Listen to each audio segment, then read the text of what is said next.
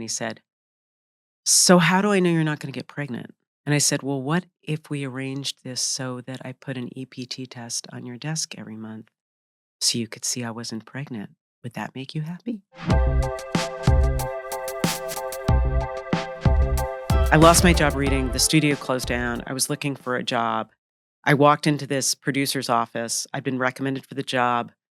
There was a dude working there who I still know now, who clearly I walked in. He was sort of like, "You understand you'd be working for me, right?" There was a much more powerful, relatively well known producer in the other room. I said, "Uh huh." And he said, "Yeah, because I don't want you thinking that you could be working for him." And I was like, "Okay, look, I'm just taking all this in." And I went into the other dude's office and he's like, what can I say? He's like one of those gentlemen who's really, he did action movies and I love action movies. Big fan.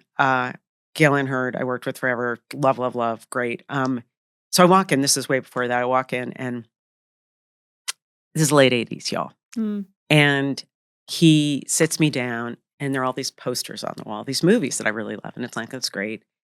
And I love a old crusty fella. There's nothing like they're funny. And he's like, and we're talking about movies. And he said, "Can I ask you a question?" And I said, "Yeah." He said, "So are you married, single?" I said, "Oh, I've been, yeah, I'm like been with the same guy. And I don't remember if we were going to get married." And he said, "So how do I know you're not going to get pregnant?"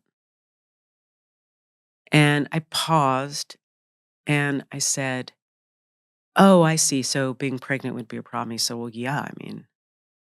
And I said, "Well, what if we arranged this so that I put an EPT test on your desk every month so you could see I wasn't pregnant? Would that make you happy?" And he laughed really hard Mm. and it came out of my mouth. I mean, that was so incredibly outspoken, but I was like, Sure, you want to look at my urine? Because you can, if you like."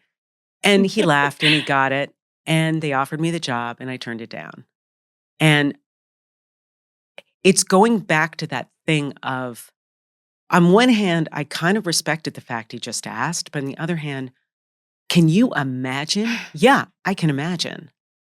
And there's a version of this in this improved society where this still exists.